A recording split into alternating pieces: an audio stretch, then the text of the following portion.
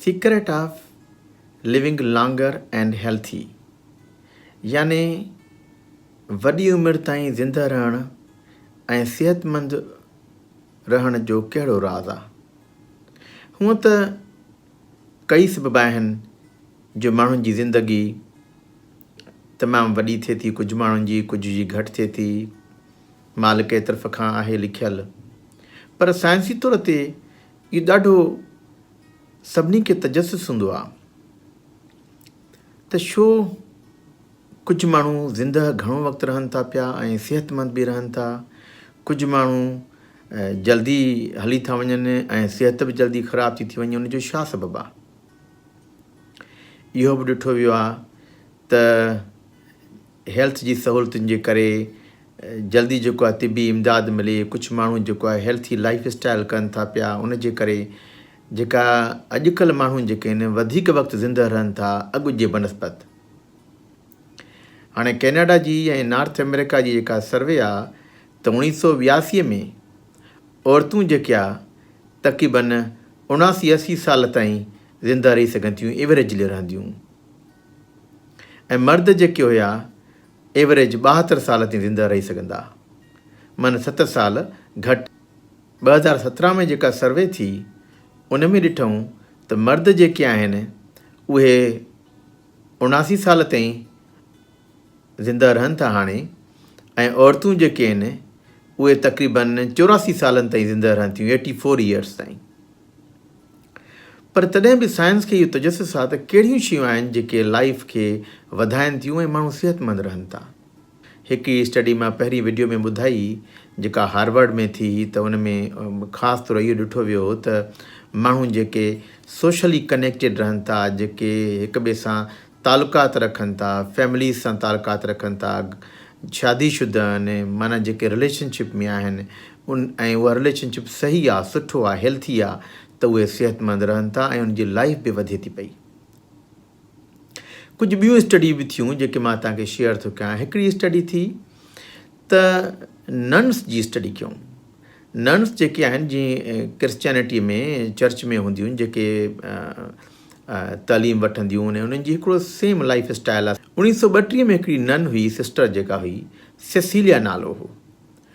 उन जी ऑटोबायोग्राफी पढ़ियऊं, माना जेको लिखंदा आहिनि, जीअं उहा स्कूल में पढ़ी निकिती त लिखे पई त मां पोयों साल ॾाढो ख़ुशि रहियसि स्कूल में, मूंखे ॾाढो मज़ो आयो, ऐं ॿियूं बि ॻाल्हियूं लिखियईं हुते। वरी साॻे ई वक़्त में हिकिड़ी ॿी जेका नन हुई उनजो बि बायोग्राफी पढ़ियऊं त उन चयो त मुंहिंजो ॾाढो सुठी पढ़ाई कई, मां जेको आहे हिन वक़्तु पैदा थियसि, हिन वक़्तु मुंहिंजी जेका तालीम हीअं थी।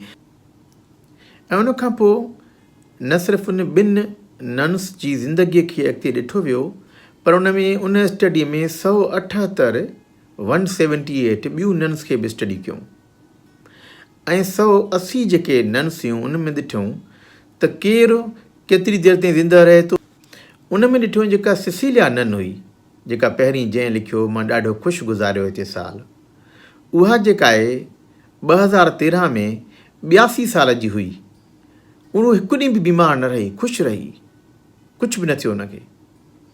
जॾहिं त ॿी जेका नन हुई मार्गरेट, जेका 59 साल यानी 59 ईयर्स में उनखे फालिज जो अटैक थियो ऐं उनखां पोइ फौरी जल्दी डेथ थी वई उनजी।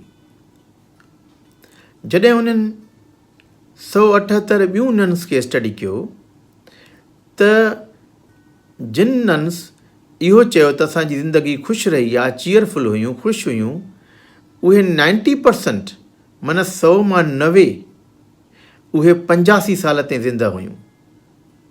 ऐं उन वक़्तु जिन नन्स ईअं न चयो पंहिंजे बायोग्राफी में त असां ख़ुशि आहियूं, उहे सिर्फ़ु 33% माना 3 हिसो ज़िंदा हुयूं 85 साल ताईं।